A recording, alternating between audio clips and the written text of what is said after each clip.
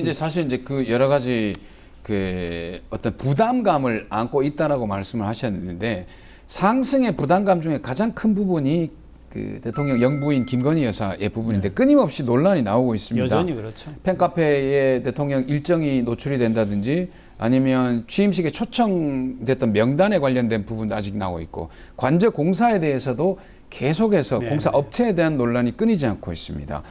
야, 요거 지금 이 부속실 만들려고 하는데 절대로 안 만듭니다. 그건 뭐 절대로 받아들일 수 없고요. 아마 이 김건희 여사의 스타일로 봐서는 절대 받아들일 수 없습니다. 첫째로 내가 윤석열 대통령 만드는데 나의 기여도 이런 것들을 보자면 내가 왜 제2부속실에 딸려있는 식구여야 되냐 이거에 대한 걸 받아들이기 어려운 거고 그렇게 해석됩니까? 제2부속실을 받아들이는 순간 김건희 여사는 자연인으로서의 김건희를 즐길 수 있는 방법은 거의 제로에 가깝다고 봐야 됩니다. 통제당하니까. 그렇게 통제받는 영부인이고 싶지 않은 마음이 굉장히 강한 거고 그래서 처음부터 청와대를 아마 떠나신 거고 청와대 떠나고 나서도 근데 지금 현재의 어떤 대통령 짓고 있는 대통령 관저에서도 자유로운 생활을 보장받기를 원하는 거죠. 저는 그 이상도 이하도 아니라고 봅니다. 그래서 그건 아마 버리지는 않으실 것 같고요. 그것에 태도 변화가 있을 거라고 저는 기대하기는 굉장히 좀 어렵다. 근데 저는 한 가지 좀 두려운 부분은 지금 나오고 있는 여러 가지 뭐 사적 채용 논란이라든지 여러 가지 부속실과 관련된 여러 가지 논란 속에서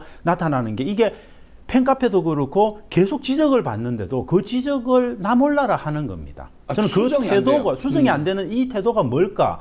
결국은 이거는 실수를 해서 벌어진 일이 아닐 가능성이 매우 높다는 거죠. 굉장히 의도적으로 나는 이런 사람이야, 나는 이 길을 갈 거야 라고 하는 명확한 메시지를 전달하고 있는 거면 이건 앞으로도 계속 문제될 가능성이 있다. 즉 나는 절대 통제당할 생각이 없고 나는 이 길을 계속 갈 거야. 그러니까 너희들이 알아서 나에 대한 평가를 새롭게 해 라고 주는 메시지라면 국민들 입장에서는 굉장히 받아들이기 어렵고 그거는 남편인 예컨대 윤석열 대통령의 국정 운영에 상당한 걸림돌이 앞으로도 수도 없이 될 가능성이 있다. 저는 그렇게 봅니다. 이렇게 보면은 이제 뭐 이렇게 어디 갈 때나 외국에 갈 때 이럴 때 보면은 굉장히 패션을 굉장히 이렇게 좀 해가지고 오는데 언뜻 이런 생각을 할 수 있을 것 같아요. 굉장히 옛날 얘기인데 제크린을 흉내를 내겠다는 거냐 지금. 그래가지고 뭐 사실은 제크린 같은 경우에는 케네디를 굉장히 살려주는 부분이 많았거든요. 그렇죠. 그러니까 패션이라든지 이런 모든 것의 상식을 가지고. 근데 지금 그런 시대가 아니거든요.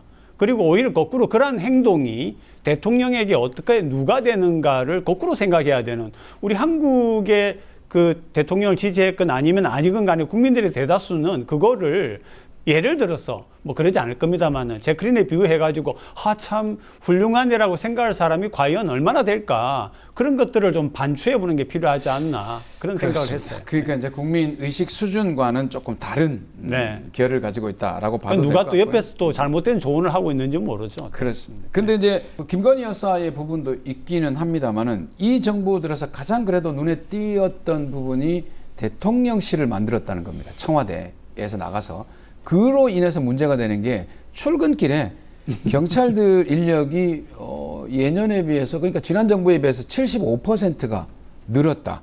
물론 지난 정부는 출근길이 없었죠. 없었는데 그런 것 때문에 출근길이 생기고 이렇게 경찰 인력이 많이 투입되는 건 당연지사이긴 합니다만 바라보는 시각에 있어서는 아니 치안을 책임질 사람들이 저게 너무 매달려 있는 거 아닌가? 걱정할 수 있잖아요. 근데 그것뿐만이 아니고 이미 청와대를 떠나서 이제 대통령실을 새롭게 만들고 그래서 청와대 이전을 한 그 하나의 어떤 사건 때문에 엄청나게 많은 일들이 지금도 사실 겉으로 드러나지 않아서 그렇지 많습니다. 국방부는 아직도 많은 부서들이 뿔뿔이 흩어져서 헤매고 있는 상태고요. 저는 한두 개가 아닙니다. 외교부 장관은 자기 공간 내어주고 그 외국 손님 맞는 행사 자체를 하기가 어려운 상황입니다. 그래들 얘기하는 그 영빈관 이런 게 영빈관이 없으니까 당연히 못하는 거죠. 뭐 그런 사태들이 곳곳에 있습니다. 근데 다행히 저는 윤석열 대통령 같은 경우에는 대단히 대한민국 언론의 호의적인 생각들을 갖고 있어서 이런 것들이 겉으로 디테일하게 드러나지 않는 거죠.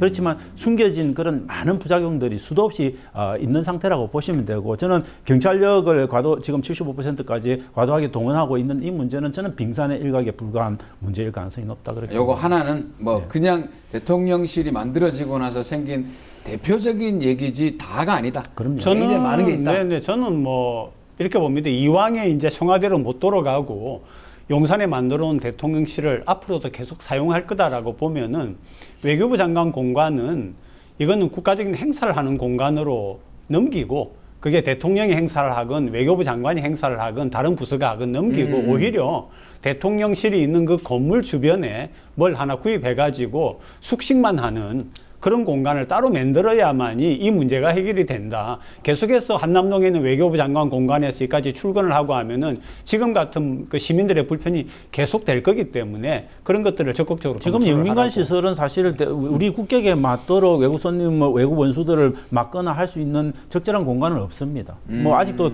청와대 영민관은 텅텅 비어 있고 저는 이 대단히 사실 우스운 상황이죠.